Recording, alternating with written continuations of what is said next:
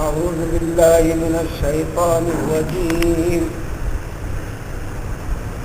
إن يثقفوكم يكونوا لكم أعداء ويبسطوا إليكم أيديهم وألسنتهم بالسوء ودوا لو تكفرون لو تنفعكم أرحامكم ولا أولادكم يوم القيامة يفصل بينكم والله بما تعملون بصير. سابق کی آیت میں ذکر کیا گیا تھا ایمان والوں کو مذہب اسلام ایمان کے مقابلے میں ایمان سے تعلق رکھتے ہوئے غیر ایمان والوں کو تم اپنا گہرا دوست نہ بناؤ. ایسی دوستی جو تمہارے دین میں خلل پیدا کر سکتی ہو، خرابیاں پیدا کر سکتی ہو، ایسی دوستی کرنے سے منع کیا گیا. اگر ایسی دوستی کرو گے تو سمجھا جائے گا کہ تم نے ہمارے دشمنوں کو دوست بنایا. حقیقت یہ ہے کہ جس طرح وہ اللہ کے دشمن ہیں ایمان والوں کے بھی دشمن ہیں. وہ اس طریقے سے اسی سلسلے کو آگے بڑھاتے ہوئے اگر کبھی کوئی صورت ایسی پیدا ہو جائے کہ وہ تم پر غالب آ جائیں، انہیں موقع مل جائے، تو اس وقت دیکھنا جو اب تک تم دوستی جتایا کرتے تھے تمہارے حق میں وہ پوری طرح دشمن ہو کر سامنے آئیں گے، اپنے ہاتھ کو دراز کریں گے، ہمیں ضرورت پڑی پر تم سے ہاتھا پائی کرنے کے لیے آگے بڑھیں گے اور اپنی زبان کے ذریعے سے برے برے الفاظ اور کلمات سے تم کو نوازنا شروع کر دیں گے.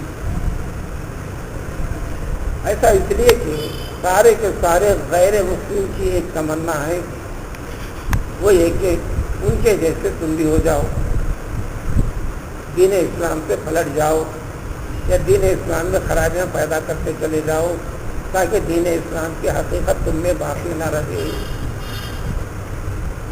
تو دنیا اور دنیا کے اقوام ہمیشہ اللہ کے دین کو کمزور کرنے، اللہ کے دین کو مٹانے، دین کے ماننے والوں کے ذریعے سے یہ کوشش جاری رکھا کرتے ہیں.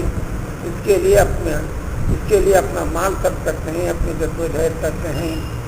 لیکن مسلمان ہے کہ دوستی کر کر اس کو اپنا دوست بنانا چاہتا ہے، وہ حقیقی دوست بن نہیں سکتا. جب وقت ایسا آ جائے گا تو دیکھنا سب سے پہلے آگے بڑھ کر تمہارا مخالف بنے گا، زبان بری طریقے سے استعمال کرے گا. دوسرا پہلو یہ حکم تمہیں اس لیے دیا جا رہا ہے کہ دنیا تو ایک دن چھوڑنا ہے، تم چاہو بھی تو چھوڑنا ہے، نہ چاہو بھی تو چھوٹنے والی ہے. موت کے بعد آخرت کا سامنا کرنا ہے. آخرت میں تمہارے رشتہ دار، تمہاری اولاد بھی تمہارے کام آنے والی نہیں ہے. یعنی دین کے مقابلے میں اگر تم خرید پر رشتہ دار کو بھی اگر دیکھتے ہو کہ دین کے خلاف ہے تو تم رشتہ داری کو بالائے طاق رکھ دو. دین کے مقابلے میں ماں باپ کی دنیا داری کے مقابلے میں ساتھ رکھ سکتے ہو. اس کی وضاحت تفصیل اور دعا ہے تم بعد آنے والی ہے. اسی طرح اگر تمہاری اولاد میں نافرمان ہے، دین سے ہٹی ہوئی دور ہے، تو دینی نقطۂ نظر سے ان کی پرواہ نہ کرو. اس لیے کہ کل قیامت کے دن یہ ایسی اولاد بھی تمہارے کام نہیں آئیں گی، ایسے رشتہ داری بھی تمہارے کام نہیں آئیں گی، بلکہ اللہ تعالیٰ ان ساری چیزوں کی حقیقت اور تفصیل تمہارے سامنے حساب و کتاب کے ذریعے سے پیش کر دے گا قیامت کے دن. اور اللہ تعالیٰ تم جو کچھ اس دنیا میں کرتے رہے ہو، کر رہے ہو یا کرو گے، ان ساری چیزوں سے اچھی طرح باخبر ہے، خوب جانتا ہے، دیکھتا ہے. تو پھر اس کے مطابق حساب و کتاب ہوگا. اس کے لیے کرنا کیا؟ تمہارے سامنے ایک نمونہ پیش کرتے ہیں. حضرت ابراہیم علیہ السلام کو لو، ان کا نمونہ اس سلسلے میں دوستی کس طریقے سے کرنا چاہیے، کس طریقے سے نہیں، سب سے بہتر نمونہ ہے.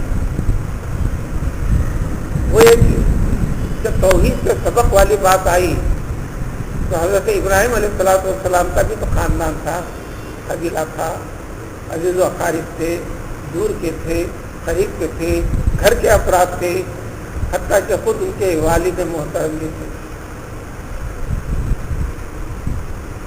جب بت پرستی سے ہٹنا نہیں چاہے تو ایک لفظ ایک دم حضرت ابراہیم علیہ السلام نے تمام خاندان والوں کو، قبیلے والوں کو، حتیٰ کہ والد محترم کو بھی، اور سارے کے سارے گاؤں والوں کے سامنے، سارے وطن بستی والوں کے روبرو یہ فرما دیا کہ میں تم سے بری ہوں، میرا کوئی لینا دینا نہیں ہے، اس لیے کہ دین کے اعتبار سے تم الگ ہو، میں الگ ہوں۔ حالانکہ وہ دین تمہیں اختیار کرنا چاہیے جو میرا بھی رب ہے، تمہارا بھی رب ہے۔ اسی کو ذکر کرتے ہیں کہ تمہارے لیے سب سے اچھا بہترین نمونہ اس سلسلے میں حضرت ابراہیم علیہ السلام کی زندگی میں، اور ان کے اوپر جو ایمان لائے تھے انہوں نے بھی وقتاً فوقتاً ایسا ہی کہہ کر اپنے آپ کو الگ تھلگ کر لیا خاندان سے، عزیز و خارج سے، دوست احباب سے۔ اگر بیوی بھی اگر نہیں مانتی تو بیوی کو چھوڑ دیا، اولاد سے دور ہو گئے۔ کیا کہا؟ اذ قالوا لقومهم انا براء منکم، حضرت ابراہیم نے، ان کے ماننے والوں نے کہہ دیا اپنے قوم سے، اے لوگوں ہم تم سے بری ہیں، بے تعلق ہیں، اب جو کرنا ہے کر لو، جو ہونا ہے ہوتا رہے گا، اور ان چیزوں سے بھی ہمارا لینا دینا نہیں ہے۔ یہ سب سے بڑی بات ہے، جس چیز کی تم پوجا پاٹ کرتے ہو ان بتوں کو ہم مانتے نہیں، یہ غیر اللہ ہیں، اس کی پرستش نہیں کرتے، بلکہ ہم اس کا انکار کرتے ہیں، نفرت کرتے ہیں۔ اس بنیاد کے اوپر ہمارے اور تمہارے درمیان میں عداوت، یعنی دشمنی اور بغض، نفرت کینہ پیدا ہو گیا۔ ہم تم سے نفرت کرتے ہیں، ہم تمہاری مخالفت کرتے ہیں، اور تم ہم سے نفرت کرتے ہو، ہماری مخالفت کرتے ہو، مگر یہ ہماری نفرت باقی رہے گی اس وقت تک جب تک کہ تم ایمان نہ لاؤ اللہ وحدہ لا شریک پر۔ ہاں ایک بات اور ہوئی تھی، اسے غور کرنا چاہیے۔ حضرت ابراہیم علیہ السلام نے اپنے والد سے فرما دیا تھا میں ضرور ابا جان آپ کے لیے دعا کروں گا اللہ تعالیٰ سے معافی کی، مغفرت کی۔ حضرت ابراہیم علیہ السلام نے یہ سمجھ لیا شاید بیٹے کی محبت میں ایمان قبول کریں گے، راستے پہ آئیں گے، لیکن بالآخر جب اس راستے پر نہیں آئے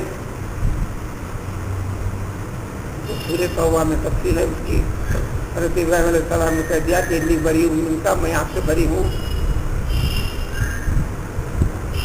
تو گویا نافرمانوں کے لیے جو غیر مسلم ہیں ان کے حق میں مغفرت کی دعا کرنے کی بھی اجازت نہیں۔ ہاں مسلمان ہے، زندے کے لیے بھی مغفرت کی دعا، مردے کے لیے بھی مغفرت کی دعا۔ چنانچہ حضرت ابراہیم کا یہ قول مستثنا ہے، بعد میں آپ اس سے توبہ کر لیے، جب معلوم ہوا کہ والد صاحب ایمان لانے والے نہیں ہیں، بتا دیا اللہ تعالیٰ نے، تو پھر آپ استغفار کی دعا ان کے لیے نہیں کی، اس کا ذکر ہے، تم بھی اس طرح کر سکتے ہو کہ حضرت ابراہیم علیہ السلام کا یہ فرمانا اپنے والد محترم سے کہ میں ضرور ضرور آپ کے لیے مغفرت کی دعا کروں گا، اس لیے کہ میرے ہاتھ میں کچھ بھی نہیں ہے، تمہارے لیے بچانے کے لیے اللہ تعالیٰ سے صرف دعا کر سکتا ہوں۔ بعد میں منع کر دیا اللہ تعالیٰ نے، صاف رک گئے۔ پھر یہ کہہ کر حضرت ابراہیم نے فرمایا، اور یہ دعا ہمارے لیے اس امت کے لیے بھی اللہ نے باقی رکھ دیا، ربنا علیک توکلنا، اے رب ہم ہمیشہ آپ کے اوپر اعتماد رکھتے ہیں، بھروسہ رکھتے ہیں، اور آپ ہی کی طرف ہم رجوع ہوتے ہیں، اور آپ ہی کی طرف قیامت کے دن لوٹ کر آنے کا ہے۔ لہذا اے اللہ تعالیٰ ہم کو ان کافروں کا تخت مشق نہ بنا۔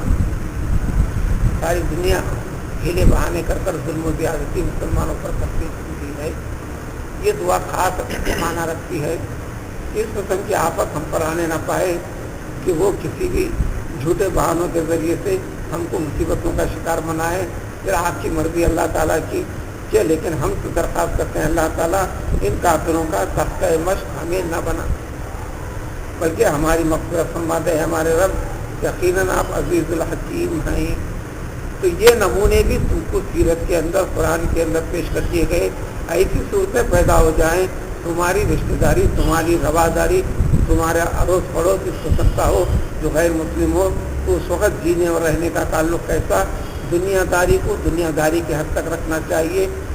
ایمان اور مذہب کے مقابلے میں ہرگز وقت اور سچا دوست نہ سمجھے ان کو، اس لیے کہ اسی کو عام حیدرآبادی زبان میں کہتے ہیں الکفار لا اعتبار، سارے نافرمان، ان کا کوئی لینا دینا نہیں ہے، کوئی بھروسہ نہیں ہے۔ جب وقت آئے گا تو تمہارے دوست کل تک جو دوست معلوم ہوتے تھے آج حقیقی دشمنی ظاہر کریں گے۔ لہٰذا ان نمونوں کو دیکھ کر ایک طریقہ بتا دیا گیا، اعتدال کا طریقہ اختیار کرو تاکہ تم اپنے دین کی حفاظت کر سکو، دین کو بچایا جا سکے۔